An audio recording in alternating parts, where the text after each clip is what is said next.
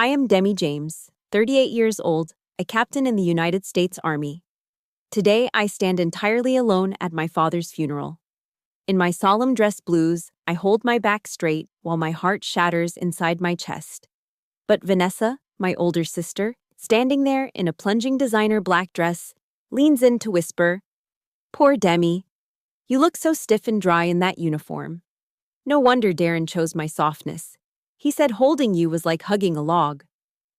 She smirks, glancing over at Darren, my ex-fiancé now signing the guest book with a glossy Mont Blanc pen, acting as if he owns this entire ceremony. They think I'm still the loser who ran away 4 years ago. They have no idea that the man stepping out of the black armored SUV outside holds both their lives in his hands. Comment: strength. If you believe the best revenge is massive success. Subscribe to watch karma hit the traitor exactly where it hurts. A light drizzle falls over Ohio, the damp chill seeping through the layers of wool in my army dress blues. I stand guard by my father's casket, my patent leather shoes stained with the mud of the cemetery.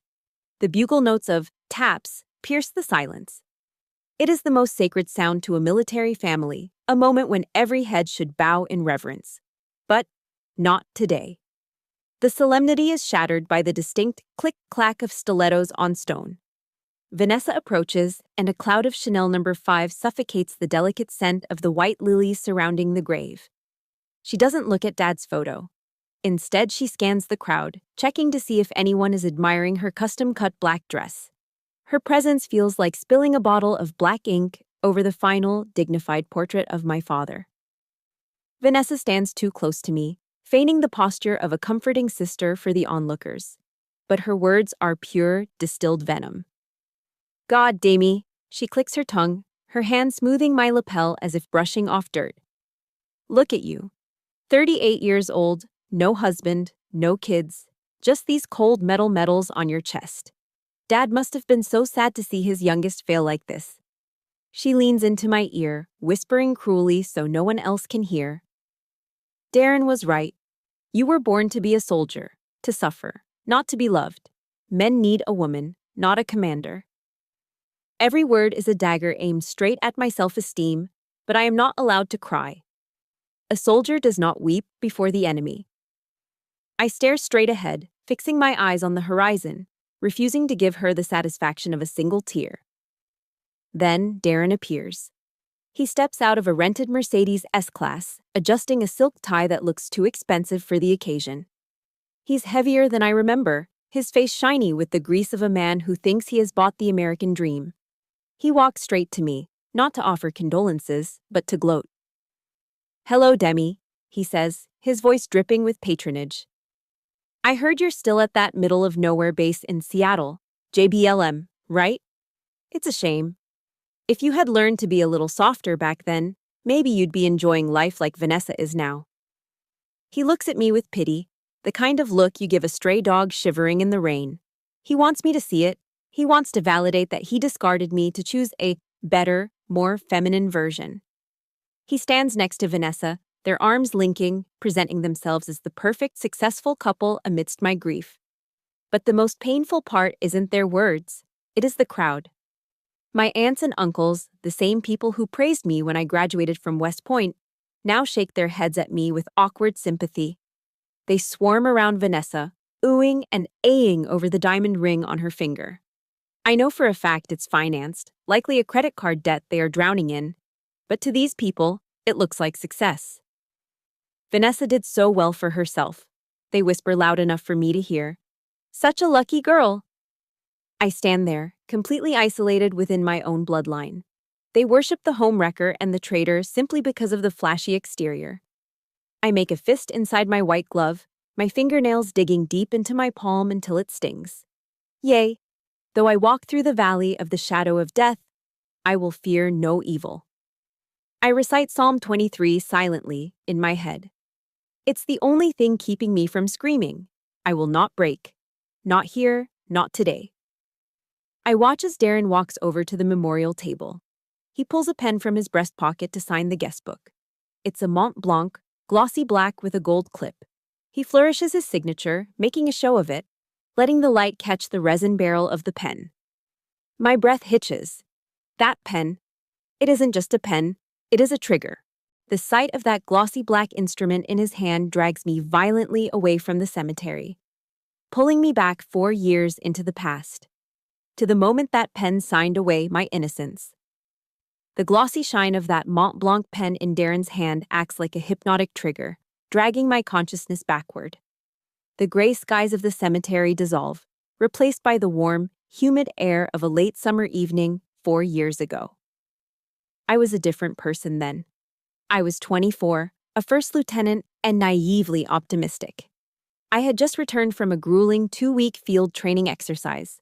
My boots were caked in dried mud, my hair was a disaster of frizz and sweat tied back in a messy bun, and I smelled like diesel fuel and damp earth.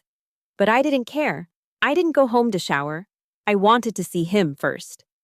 I drove straight to Darren's office in downtown Columbus.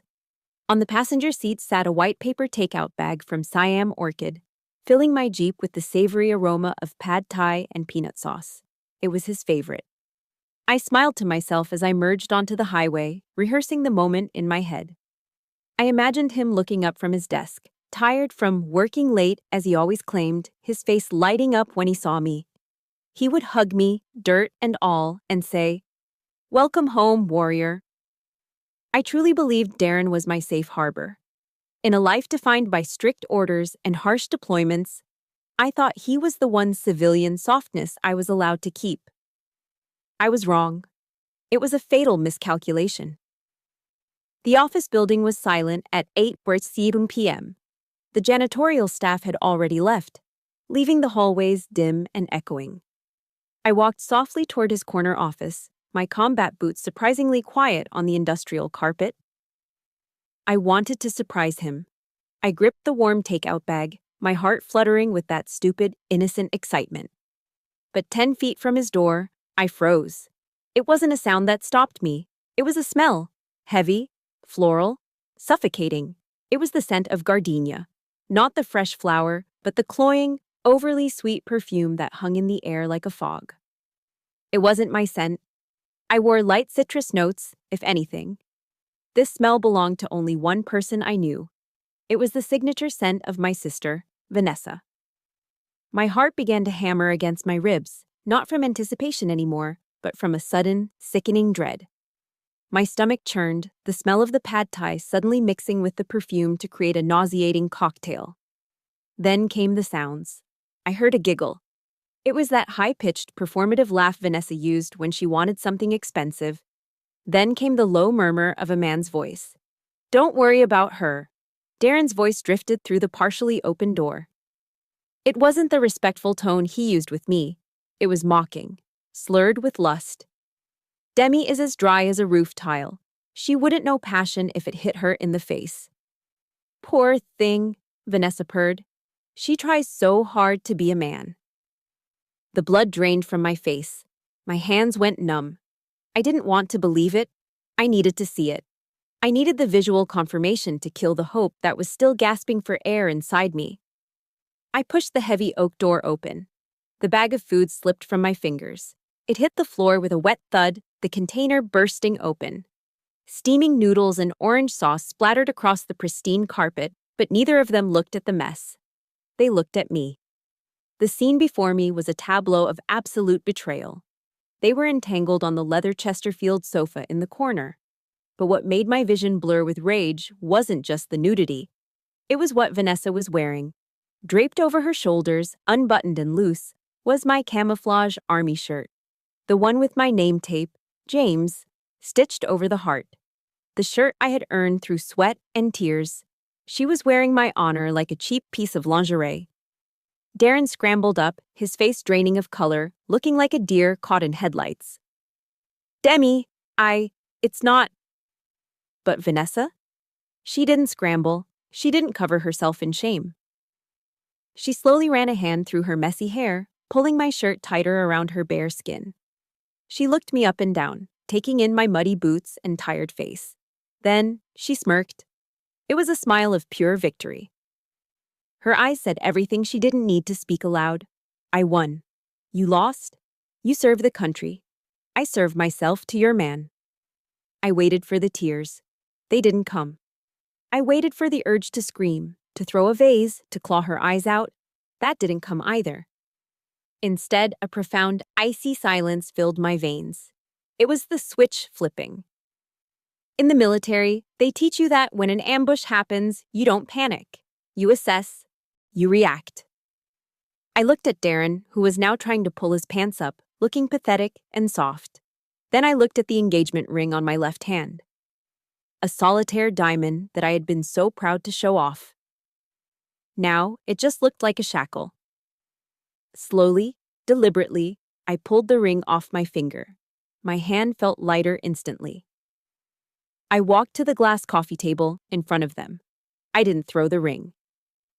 I placed it down with a sharp, deliberate clink against the glass. The sound rang out like a judge's gavel. "You two pieces of trash deserve each other," I said.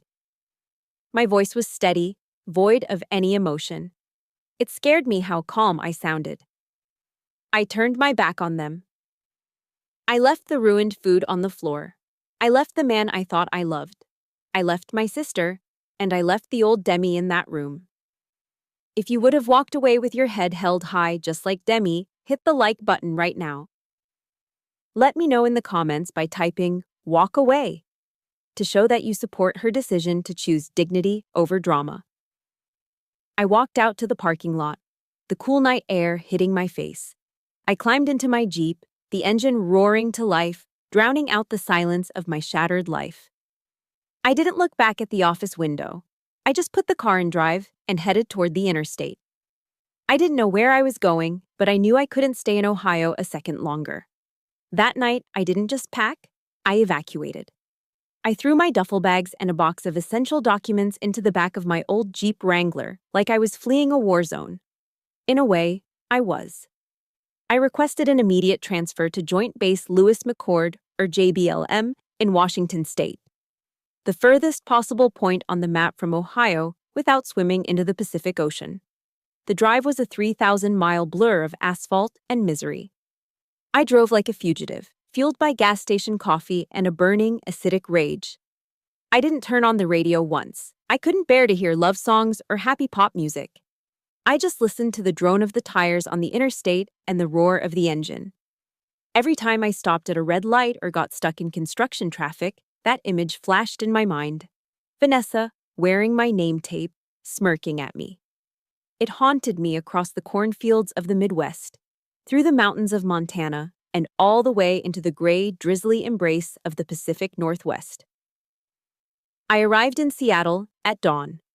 The city greeted me with a heavy curtain of rain and a sky the color of a bruised plum. I had no friends here, no family. And thanks to the deposit I'd put down on a wedding venue that wouldn't refund me, my bank account was running on fumes. I couldn't afford a nice place in the city, and the on-base housing list was miles long. So I found a studio apartment off-base in Tacoma.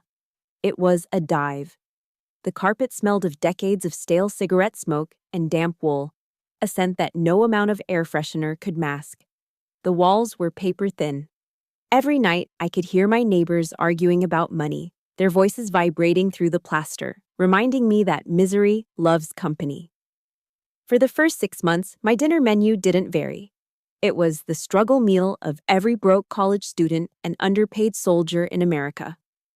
Maruchan chicken-flavored ramen. 25 cents a pack. I didn't have a dining table. I sat on the cold linoleum floor of my kitchenette, crisscross applesauce, holding a styrofoam cup of noodles. The steam hit my face, doing nothing to warm the chill inside my chest.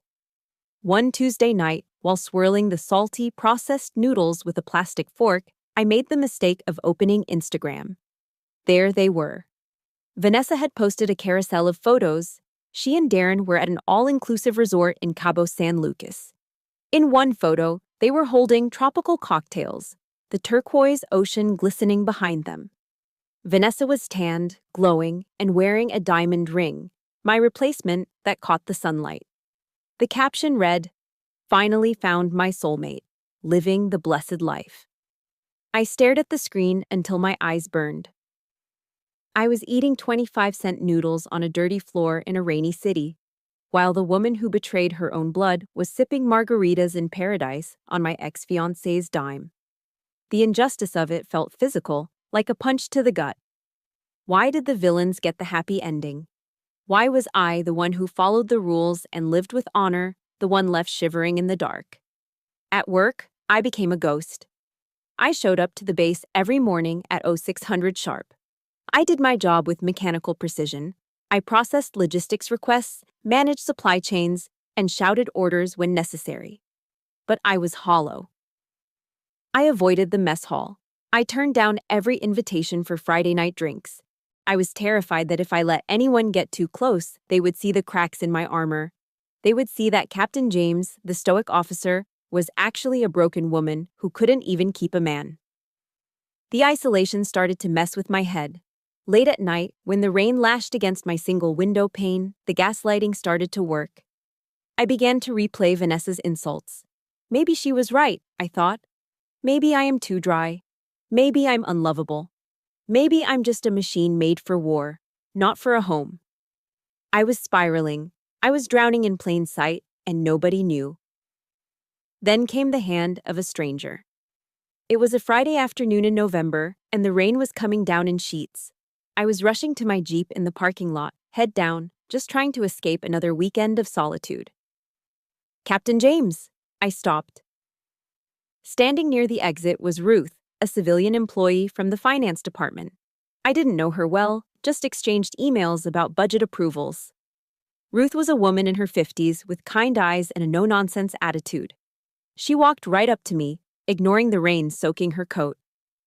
She looked me dead in the eye, not with pity, but with a piercing understanding. "You look like you've been carrying the weight of the world on your shoulders for about 6 months too long," Ruth said. Her voice was steady. "I'm going to grab a beer at the craft pub down the street. A good, strong IPA. You're coming with me."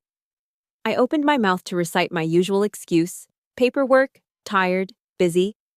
But the warmth in Ruth's expression stopped me. It was the first time in half a year someone had looked at me like a human being, not a rank. "Okay," I whispered. We went to a small, dimly lit bar that smelled of hops and wood polish. Ruth ordered a pitcher of local IPA. She didn't pry. She didn't ask about my family or why I looked so haunted. She just talked about her dogs and the terrible traffic on I-5. After the second pint, the dam broke. I didn't mean to, but a tear slipped down my cheek and landed on the wooden table. Then, another. Ruth didn't flinch. She just handed me a napkin and waited. When I finally composed myself, she reached into her purse and pulled out a small cream-colored business card. She slid it across the table to me. "Dr. Patricia Chin, Trauma and PTSD Specialist for Veterans." "I've been where you are, Demi," Ruth said softly. "You're a warrior, honey, but even warriors need a medic sometimes. Don't let your past define who you are. Fight for yourself." I stared at the card. The edges were sharp, the font simple. It was just a piece of paper, but in the dim light of that bar, it looked like a lifeline thrown to a drowning woman. I picked it up. My hand was trembling, but for the first time in a long time, I didn't feel entirely alone. Dr. Patricia Chin's office was nothing like the sleek, leather-filled executive suite where my heart had been shattered 4 years ago. There was no mahogany desk, no smell of expensive cologne or hidden betrayal. It was a small, cozy room that smelled of old paper and peppermint tea. Books on trauma and stoicism were stacked haphazardly on the floor, and the chairs were simple fabric, worn soft by the weight of 1,000 soldiers seeking peace. I sat there, my knuckles white as I gripped my knees. It had taken me 3 sessions just to say the words out loud. "I feel like I've lost my womanhood," I confessed, my voice barely a whisper. Vanessa was right. I'm just a machine that follows orders. I'm dry, I'm hard, I'm not soft. Dr. Chin took off her reading glasses and looked me dead in the eye. "Demi, who told you that softness is the only definition of a woman? Was it a fashion magazine? Was it your sister?" She leaned forward. "Loyalty, resilience, the capacity to protect others, those aren't exclusively male traits. Those are human virtues. You aren't dry, Demi. You're fortified. That statement hit me like a bolt of lightning. For 4 years, I had let the villains of my story hold the pen. I had let a cheater and a narcissist define my value. Dr. Chin introduced me to the philosophy of Marcus Aurelius, specifically one concept that became my mantra. The best revenge is to be unlike him who performed the injury. If they were fake, I would be real. If they were cruel, I would be disciplined. That discipline started the next morning at 04:30. Seattle was still wrapped in a thick, gray duvet of fog when I laced up my running shoes. I hit the trail around Lake Washington. The cold dampness of the Pacific Northwest air burned my lungs, but I welcomed the pain. It was a clean pain. It was honest. I ran until my legs screamed. I ran until the sweat and the misty rain washed away the ghostly feeling of Vanessa's hand on my shoulder. I remembered the oath I took when I joined the army. I will never accept defeat. Why had I applied that to the Taliban, but surrendered to a family dispute? As the weeks turned into months, my body transformed. The stress weight melted away, replaced by lean muscle. My posture changed. I stopped looking at the pavement when I walked. I held my chin parallel to the ground. I had survived combat zones. I would survive the memory of Ohio. Discipline saved my body, but it was the chosen family that saved my heart. Ruth, the woman who found me in the rain, dragged me to a unit BBQ one Saturday. In the past, I would have made an excuse. I hated seeing happy families because they reminded me of what I didn't have. But this time, I went. The smell of charcoal and barbecue sauce hit me before I even opened the gate to Sergeant Miller's backyard. Rock music was playing from a portable speaker, and kids were running through a sprinkler on the lawn. "Captain," Miller shouted from the grill, waving a pair of tongs. "Grab a cold one, ribs are almost done." Nobody asked, "Where is your husband?" Nobody looked at my ringless finger with pity. They just handed me a cold can of lager and a paper plate piled high with potato salad and ribs. We laughed about the terrible coffee at the mess hall and debated which football team was going to blow it this year. In that backyard, amidst the laughter and the smell of grilled meat, I realized something profound. Family isn't just whose DNA you share. Family are the people who stand next to you in the trenches. Family are the ones who don't let you stand out in the rain. 6 months of therapy, running, and healing culminated in a single email. I was promoted. The notification hit my inbox on a Tuesday: Strategic Logistics Manager for the entire Northwest region. It was a massive step up, putting me in charge of multi-million-dollar defense contracts. To celebrate, I did something the old Demi would never have done. I drove downtown to the Nordstrom flagship store. I walked into the cosmetics department, ignoring the pastel pinks and soft nudes that Vanessa always said were ladylike. I went straight for the boldest shade I could find. It was a deep, rich burgundy. I remembered Vanessa's voice in my head. "That color makes you look old, Demi. It's too aggressive." I bought it. I went to the car, flipped down the visor mirror, and applied the lipstick. It glided on smooth and dark, the color of a fine wine, or perhaps the color of dried blood on a bandage. I looked at myself in the rearview mirror. The woman staring back wasn't dry. She wasn't a victim. She looked powerful. She looked mysterious. She looked like someone you didn't want to mess with. I smiled, and my teeth looked white against the dark red. This wasn't makeup. This was war paint. I started the engine of my Jeep. I had a new rank, a new confidence, and a new mission. And little did I know, this new promotion was about to put me in a room with the man who would change everything. The boardrooms of the Pacific Northwest were small, and I was about to walk into a meeting that would rewrite my destiny. My promotion to Strategic Logistics Manager didn't just change my rank, it changed the room I was standing in. Instead of muddy field tents, I was now walking into high-level procurement meetings at the Pentagon's Western Regional Office. And that is where I met the man who would redefine everything I thought I knew about love. Marcus Hamilton was sitting at the head of the mahogany conference table. He was the CEO of Apex Defense, the largest military contractor in the region. Unlike the loud, flashy businessmen I was used to, men like Darren, who wore their wealth like a neon sign, Marcus exuded quiet luxury. He wore a charcoal gray suit that fit him so perfectly it had to be bespoke. There were no visible logos, no flashy gold cufflinks, but I knew the fabric was clearer and more expensive than Darren's entire wardrobe combined. When I stood up to present my report on supply chain vulnerabilities, Marcus didn't check his watch. He didn't look at his phone. And most importantly, he didn't stare at my chest or my legs. He looked me dead in the eye. He listened. He took notes with a vintage fountain pen, his movements precise and deliberate. When I finished, the room was silent. Marcus capped his pen and leaned back. "Captain James," he said, his voice a deep, resonant baritone that commanded the room without shouting. "That was the sharpest analysis of the Pacific supply route I have heard in 5 years. You just saved my company and the taxpayers millions." He wasn't flattering me to get into my pants. He was respecting my brain. For a woman who had been told she was too dry and too rigid, being admired for my competence felt like drinking cool water after a long march in the desert.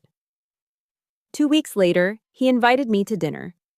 He didn't take me to a 5-star hotel with a dress code where he could show me off like a trophy. He took me to Pike Place Market. We walked down Post Alley to the pink door. There was no sign, just a faded pink door in a brick wall. It was a place for locals, for people who knew quality and didn't need to advertise it. We sat on the deck overlooking Elliott Bay, the ferry boats cutting through the dark water below. When the waiter arrived, I instinctively froze. My muscle memory from 4 years with Darren kicked in. Darren always ordered for me. "She'll have the garden salad, dressing on the side." We're watching her waistline. Marcus simply handed me the menu and smiled. "The lasagna here is legendary, but get whatever makes you happy, Demi." I ordered the lasagna. Rich, cheesy, and full of carbs. And as we ate, we talked. We didn't talk about money or gossip. We talked about architecture, about the geopolitical shifts in Europe, about old jazz records. When we walked back to the parking garage, I braced myself to see a flashy sports car. Instead, Marcus unlocked a dark blue Volvo SUV. "A Volvo?" I teased him, raising an eyebrow. "Safest car on the road," he said with a shrug, opening the door for me. "I don't need to prove I'm fast. I need to know I'm getting home in one piece." That was it. That was the moment I fell for him. Marcus was a mountain, solid, immovable, and safe. Darren had been a balloon, colorful, full of hot air, and waiting to pop. 3 months later, the universe revealed its sense of humor. We were driving back from a weekend hike in the Cascades. Marcus was relaxed, one hand on the steering wheel, talking about a recent win for his company. "It was a headache," he admitted, chuckling darkly. We were competing against this logistics firm from the East Coast for a $50 million government contract, a company called Mitchell Logistics. My heart stopped. I stared at his profile. "Mitchell Logistics?" "Yeah," Marcus continued, oblivious to my shock. "The guy running it, Darren Mitchell, I think. He tried to wine and dine the procurement officers. Real flashy guy. But I had my team run a background check on his financials. The guy is drowning. He's leveraging debt to pay off debt. His books are cooked. We exposed it, and the DOD dropped him immediately." I looked out the window to hide the shaking of my hands. Darren, the man who told me I was nothing, the man who had built his life on a foundation of lies, was currently being dismantled by the man holding my hand. Marcus didn't even know he was my avenging angel.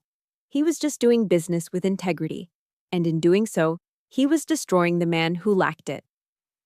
2 years later, on Christmas Eve, Marcus changed my name. There was no flash mob, no drone filming us for Instagram. It was just the two of us in our living room, the only light coming from the crackling fireplace. Marcus got down on one knee. He opened a velvet box. Inside sat a stone that took my breath away.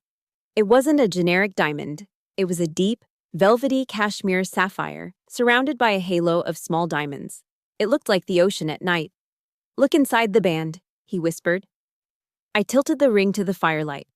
Engraved in the platinum were 2 words, Semper Fidelis, always faithful. "Demi," he said, his voice thick with emotion, "I love the woman you are. But I also love the soldier in you. I love the scar under your chin. I love your strength. I want to be your rear guard for the rest of this life. Will you marry me? Tears streamed down my face, hot and fast. Darren had betrayed every vow he ever made. But Marcus? Marcus had engraved his loyalty into metal before he even asked the question. I nodded, unable to speak. He slid the ring onto my finger. It fit perfectly. For the first time in my life, I wasn't just deployed, I was home. After the funeral, the mourners retreated to my parents' old colonial house. But what should have been a somber gathering to honor a decorated veteran turned into a grotesque cocktail party hosted by my sister. Vanessa had transformed the living room into a stage for her own vanity. She was swirling a glass of Pinot Noir, laughing too loudly at jokes that weren't funny, while Darren held court in the center of the room like a king. I, on the other hand, was being treated like the help. Demi! Vanessa snapped her fingers at me across the room. We're out of ice. Go to the kitchen and get another bag.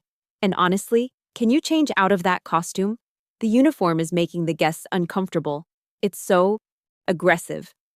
My jaw tightened until my teeth ached. Costume. She called my dress blues, the uniform I had worn while burying friends, the uniform I had sweat and bled for. A costume. I walked to the kitchen, gripping the silver ice bucket so hard my knuckles turned white. I looked around the house I grew up in. It was filled with strangers, business associates Darren had invited to network. They didn't know my father's favorite song. They didn't know he liked his coffee black. They were just here to stare at Darren's gold Rolex and listen to him brag about his upcoming million-dollar projects. They were vultures, picking at the carcass of my family's grief. I returned with the ice just as Darren tapped a spoon against his champagne flute. The room fell silent. I'd like to propose a toast, Darren boomed, his face flushed with alcohol. He put on a mask of solemnity that was so thin it was transparent. To my late father-in-law, a good man. And I want everyone to know that Vanessa and I have no regrets. Over the last few years, we spared no expense. We paid for the best doctors, the private nursing care, everything. We wanted him to have the best, regardless of the cost. The air left my lungs. A hot, blinding rage shot up my spine. He paid. The truth was a ledger burned into my brain. I was the one who wired $3,000 home every month. I was the one who took out a personal loan to pay for the hospice care because his insurance didn't cover it. I was the one eating 25-cent ramen noodles in a freezing apartment in Tacoma so that Dad could have dignity in his final days. Darren and Vanessa hadn't contributed a single dime. They had sent fruit baskets. And now, he was standing there, stealing my sacrifice to polish his own ego. He was building a monument to his generosity on the foundation of my poverty. The crowd murmured their approval. Such a good son-in-law, my aunt whispered. So generous. I wanted to scream. I wanted to flip the table. But before I could move, Vanessa glided over to me, looping her arm through Darren's. She looked at me with a sickeningly sweet smile, the kind a predator gives before the kill. You know, Demi, she said, her voice projecting so the whole room could hear. Darren and I were talking. We think it's time you stop this soldier phase. It's been long enough. She paused for effect. You should discharge. Come home. Darren is willing to hire you at his logistics firm. You can be his executive assistant. You'd make double what the Army pays you, and the work is much more suitable for a woman your age. You know, making coffee, scheduling appointments, organizing files. It's better than running around in the mud pretending to be a man. The room erupted in polite, chuckling laughter. My relatives nodded in agreement. That's a great offer, Demi, Uncle Bob said, raising his beer. You should take it. Maybe you'll finally find a husband if you're in a corporate office. That was it. The final line had been crossed. They weren't just insulting me anymore. They were spitting on the flag I served. They were reducing a captain in the United States Army, a woman who managed multi-million-dollar supply chains and commanded soldiers, to a coffee girl. They thought my worth was zero because I didn't have a husband or a flashy car. The sadness evaporated. In its place, a cold, crystalline clarity took over. It was the zone. The heartbeat slows. The vision sharpens. The target is locked. I set the ice bucket down on the coffee table. Thud. The sound was heavy enough to cut through the chatter. I slowly pulled off my white gloves, finger by finger, and tucked them into my belt. I looked at Vanessa, then turned my gaze to Darren. "Thank you for the offer," I said. My voice wasn't loud, but it had the steel timbre of a command, and it silenced the room instantly. "But I'm afraid I can't accept." "Don't be proud, Demi," Darren scoffed, swirling his drink. "It's charity. Take it."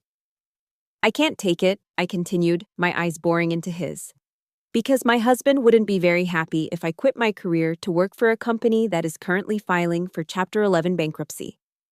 The silence that followed was absolute. You could hear a pin drop. Darren's face went from flush to ghostly pale in a millisecond. "Excuse me?" he choked out. "Your husband?" Vanessa let out a shrill, nervous laugh. "Husband? Oh, Demi, have you lost your mind? Did you hire an actor to impress us? You're delusional." "Am I?" I reached into my pocket and pulled out my phone. I didn't look at them, I looked at the screen. If you are cheering for Demi right now, hit that like button and comment, "True Queen," below. Let's show the world that real class doesn't need to shout. I typed a single message to the contact saved as my North Star. Time on target. Execute. I hit send. "I'm not the one pretending, Vanessa," I said softly. "But the man outside, he doesn't pretend." At that exact moment, the heavy oak front door vibrated with an authoritative ding-dong. It wasn't a polite knock. It was a summons. The reckoning had arrived. After I dropped the bomb about my husband and the bankruptcy, the silence in the living room lasted exactly 3 seconds. Then, the room exploded into laughter. It wasn't a warm, genuine laugh. It was jagged and hysterical, led by Vanessa. She threw her head back, the sound of her cackle echoing off the walls like shattering glass. "Your husband," she gasped, wiping a tear of mirth from her eye. "Oh, Demi, honey, I knew you were desperate, but I didn't think you were delusional." "What did you do? Hire some struggling actor from a local theater group to come here and pretend to love you?" Darren shook his head, looking at me with that same nauseating mixture of pity and condescension. He walked over and patted my shoulder, his hand heavy and patronizing. "Demi," he said, lowering his voice to a stage whisper so everyone could hear how caring he was. "I get it. It's hard seeing us so successful while you're stuck. But lying like this? It's a cry for help. Maybe I should call a professional. I know a good psychiatrist who deals with midlife crises and pathological lying." The guests nodded in agreement, sipping their wine, whispering behind their hands. "Poor thing," they mouthed. "She's finally snapped." They didn't believe me. In their narrow materialistic worldview, it was physically impossible for a woman like me, dry, career-focused, and unadorned, to attract a man, let alone a husband. Their contempt had reached the pinnacle of ignorance. They were standing on the deck of the Titanic, mocking the iceberg, completely unaware that the hull had already been breached. 50 yards away, the atmosphere was entirely different. A black Cadillac Escalade, sleek and ominous like a shark in dark water, idled at the curb. Rainwater beaded on the bulletproof glass, reflecting the gray Ohio sky. Inside, the air was conditioned to a perfect 68 degrees, smelling faintly of leather and expensive cologne. Marcus Hamilton sat in the back seat. He wasn't laughing. He was adjusting his white gold cufflinks with surgical precision. On his lap sat an iPad Pro, the screen glowing with a dossier that would end Darren Mitchell's career. Federal tax liens totaling $400,000, Marcus murmured to himself, scrolling through the PDF. Payroll missed for the last 3 months, 2 lawsuits from subcontractors for non-payment, and here it is. The second mortgage on the house, taken out at a predatory interest rate just to lease a Mercedes and buy a fake ring. He shook his head. He hadn't flown across the country to get into a fistfight with Darren. That was beneath him. He was here to dismantle Darren with the most lethal weapon in America, the truth. Beside him on the leather seat lay a bouquet of white tulips. In the language of flowers, they symbolized forgiveness and new beginnings. But today, Marcus intended them to be a funeral wreath for Darren's ego. Sir, his driver and head of security, a massive man named Silas, spoke from the front. We are clear. Do you want me to accompany you to the door?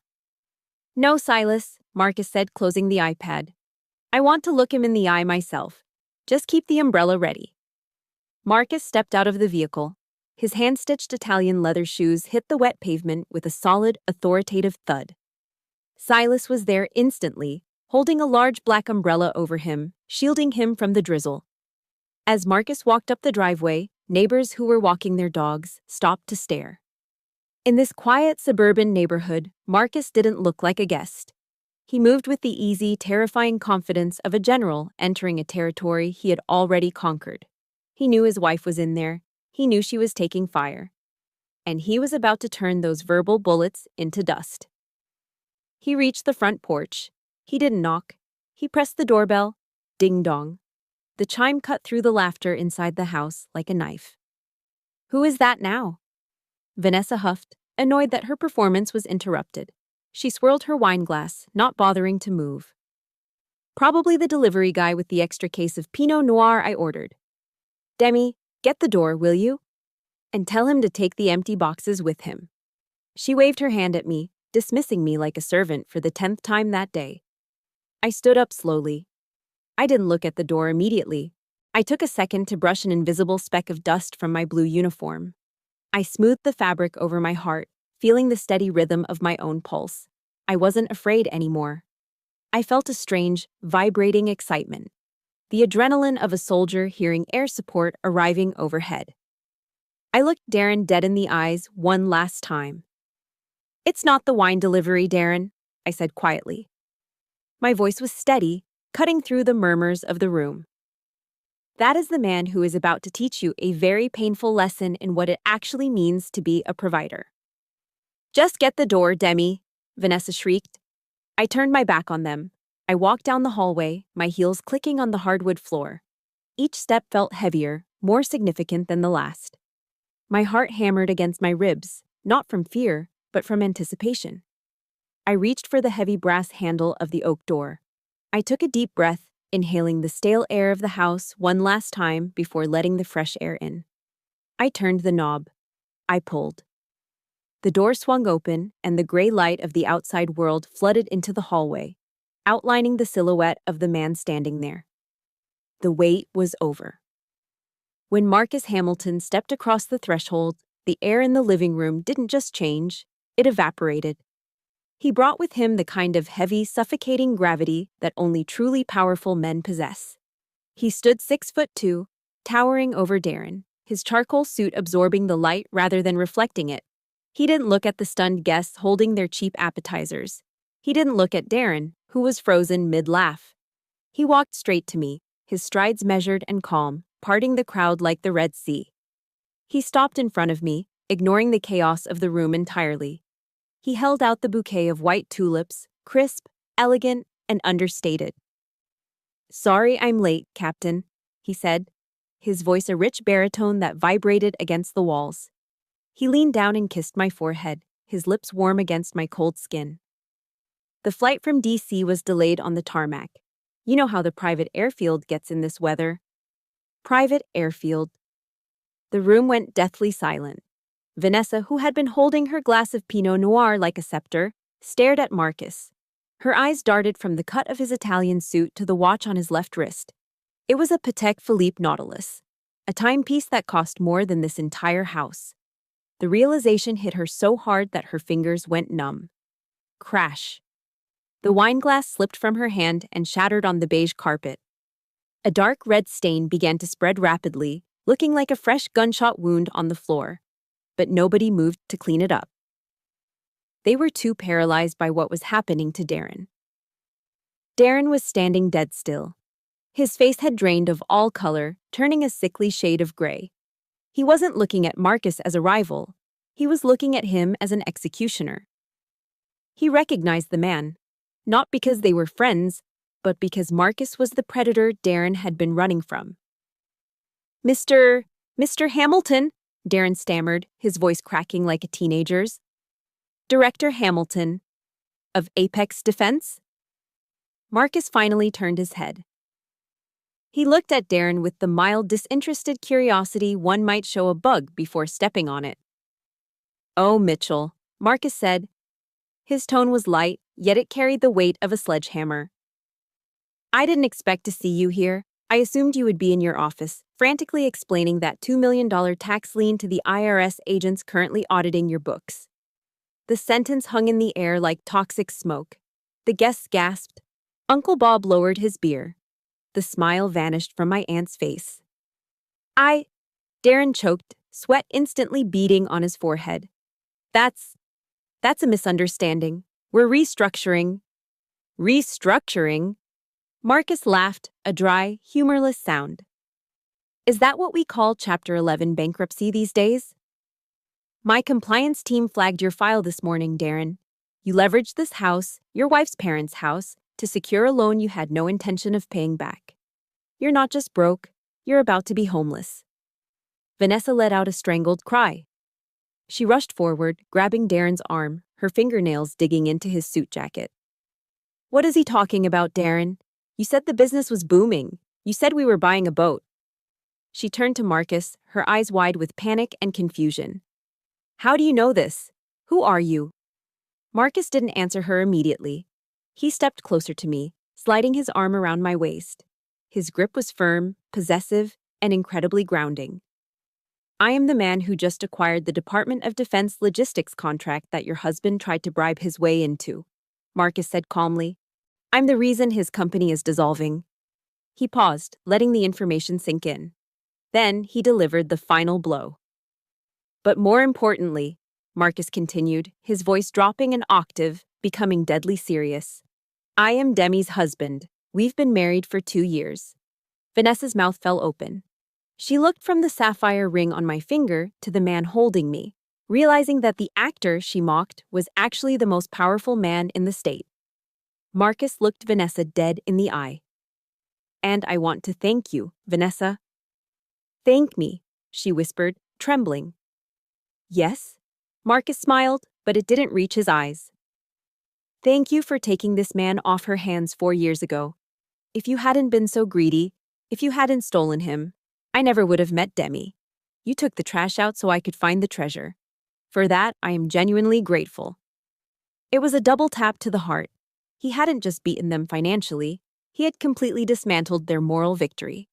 He framed their betrayal not as a loss for me, but as the greatest favor anyone had ever done for me. Darren's legs gave out. He sank into the nearest armchair, looking like a deflated balloon. He looked up at me, desperation in his eyes.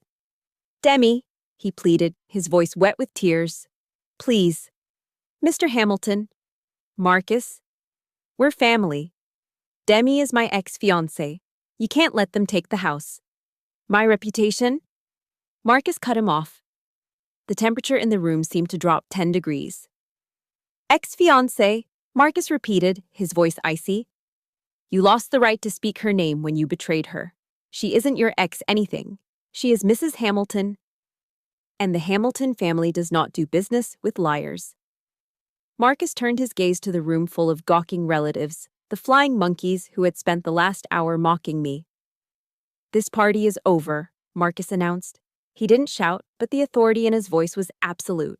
"My wife has had a long day, and she needs to grieve her father in peace. I suggest you all leave, now." There was no protest. No one stayed to finish their wine. The shame in the room was palpable. They grabbed their coats and purses, scrambling for the door like cockroaches when the lights turn on.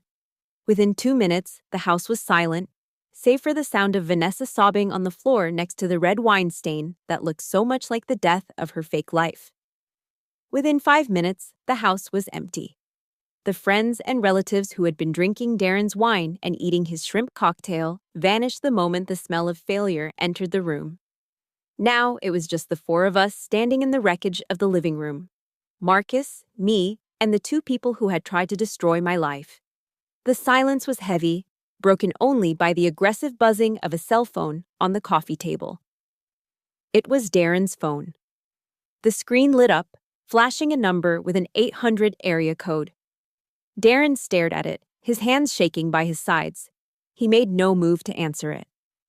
"You should probably get that, Mitchell," Marcus said, leaning casually against the mantelpiece.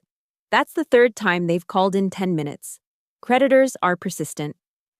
I can't, Darren whispered, sweat trickling down his temple. Then I will. Marcus reached forward and tapped the speakerphone icon before Darren could stop him.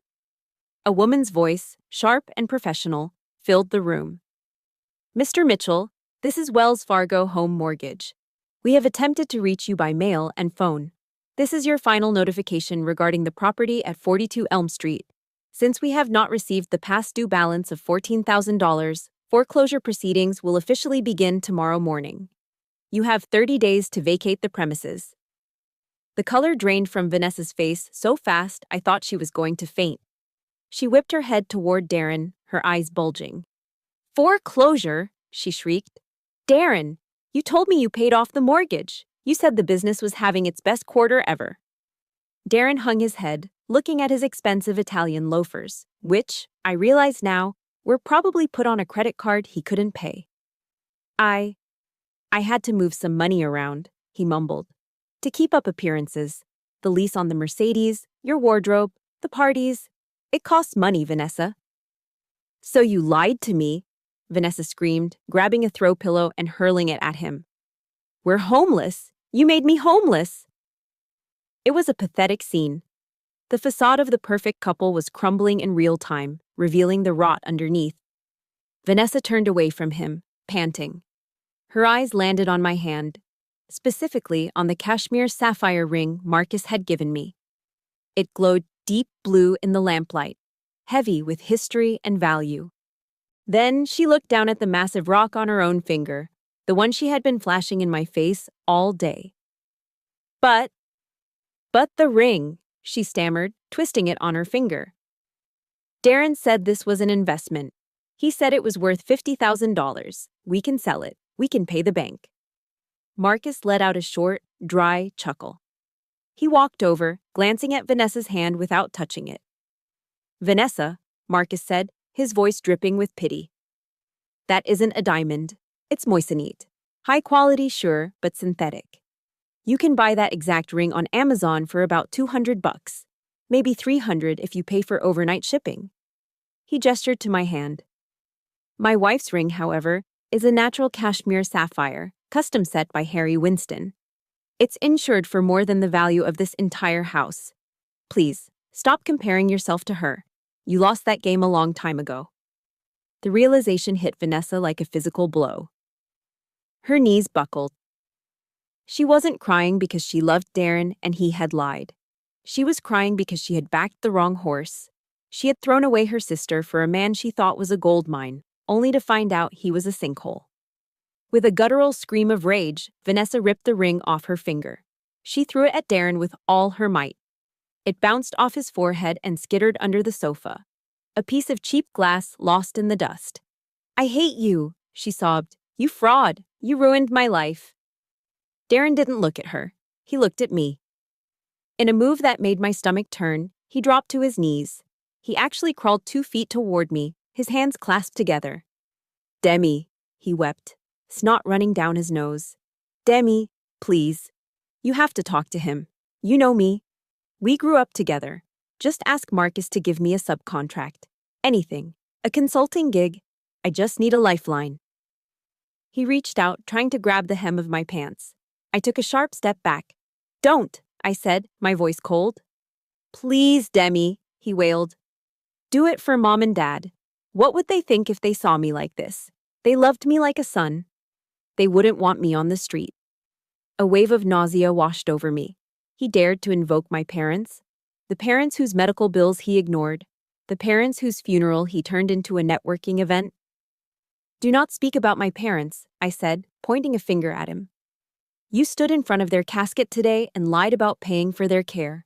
You insulted my rank. You tried to hire me as a secretary to humiliate me. And now you want me to save you? I looked down at him, a man I once thought was the love of my life. He looked so small now, so pathetic. No, Darren, I said. I won't save you. You are a grown man. You made your bed with lies, now you have to sleep in it. Clean up your own trash. I felt a hand on the small of my back. Warm. Solid. Let's go, Demi, Marcus said softly. The air in here is getting toxic. We turned around and walked toward the front door. Behind us, the sounds of chaos erupted again. Vanessa was screaming about her credit score. Darren was sobbing. They were turning on each other, two drowning people trying to climb on top of one another to survive. I stepped out onto the porch. The rain had stopped. The night air of Ohio was cold, crisp, and incredibly clean. I took a deep breath, filling my lungs with it. I walked down the steps to the waiting Cadillac. I didn't look back at the house. I didn't need to. That life, the life of the victim, the life of the dry sister, the life of the woman who wasn't enough, was dead. It died in that living room. I climbed into the car, and for the first time in 4 years, the knot in my chest completely uncoiled. I had won. And I didn't even have to fire a single shot. The flight back to Seattle was quiet. The hum of the jet engines created a cocoon of white noise that separated us from the chaos we had left behind in Ohio. Marcus was asleep in the seat next to me, his hand resting protectively over mine. In my lap lay the only thing I had taken from my parents' house before leaving, my father's old leather-bound journal. I had found it tucked away in the bottom drawer of his desk, hidden beneath stacks of medical bills that I had paid. My hands trembled as I opened it to the last entry, dated just 3 weeks before he died. The handwriting was shaky, the script of a man whose body was failing, but whose mind was still sharp. I read the words through a blur of tears. I know Demi is suffering alone out there. She doesn't say it, but I hear it in her voice on the phone. My little girl is tough as steel, but even steel feels pain when it's forged in fire. Vanessa has chosen the path of appearance. She wants the world to look at her. But Demi chose honor. She wants to serve the world. I am so proud of my soldier. I only pray that one day she finds a man who is worthy of that brave heart. A sob escaped my throat, loud enough to wake Marcus. He didn't ask what was wrong. He saw the book, saw my face, and simply pulled me into his chest. I buried my face in his shirt, letting go of the last jagged piece of resentment I had been carrying. I hadn't been invisible. Dad had seen me. He had always seen me. I wasn't the black sheep. I was the quiet shepherd he trusted. I wasn't alone. 2 weeks later, the final test arrived in the form of a vibration on my phone. I was in the kitchen making coffee when a text message popped up. It was from Vanessa. It was a long, rambling block of text, devoid of any punctuation or apology. Demi, you have to help me. Darren took the car and left. He left me with nothing but the debt. The bank is coming on Monday. I have nowhere to go. You're rich now. You have to send me $10,000. Just a loan, please. We are sisters. Family helps family. I stared at the screen, reading the words, "Family helps family." The audacity was breathtaking. This was the woman who told me I was unlovable. The woman who wore my uniform as a joke. The woman who tried to make me her husband's secretary. And now, when the ship she drilled holes in was sinking, she wanted me to throw her a life vest made of cash. I looked out the kitchen window. In the backyard, under the soft gray drizzle of the Seattle morning, Marcus was kneeling in the dirt. He was planting the bulbs we had bought earlier that week. I looked back at the phone. 4 years ago, I would have sent the money. I would have tried to buy her love. But I wasn't that woman anymore. I didn't type a reply. I didn't lecture her. I simply tapped the small I icon in the corner of the screen, scrolled down to the bottom in red text, and pressed block caller. The message disappeared. The connection was severed. It wasn't an act of cruelty. It was an act of self-preservation. I realized I had no responsibility to save the people who had tried to drown me.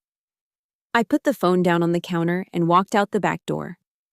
The air outside smelled of wet earth and pine needles, the signature scent of the Pacific Northwest. I walked over to the garden bed and knelt beside Marcus. My knees sank into the damp soil, ruining my clean sweatpants, but I didn't care. "Everything okay, Captain?" Marcus asked, wiping a smudge of dirt from his cheek. I looked at the row of white tulips he had just planted. In the spring, they would bloom, strong, resilient, and pure. white tulips for forgiveness. Not forgiveness for them, but forgiveness for myself. Forgiving myself for staying too long. Forgiving myself for believing I wasn't enough. I'm okay, I said, grabbing a trowel to help him cover the bulbs. Actually, I'm better than okay. I'm home. We spent the rest of the morning in silence, working the earth, our hands dirty and cold, but our hearts full. Real happiness wasn't found in the clinking of champagne glasses or the applause of a fake crowd. It was here, in the quiet, in the dirt, with the one person who knew my soul. An hour later, I stood in front of the full-length mirror in our bedroom. I was dressed in my uniform. The blue fabric was crisp, the golden buttons gleaming under the lights. I ran my finger over the ribbons on my chest, each one a story of survival. Then, I touched the faint scar under my chin.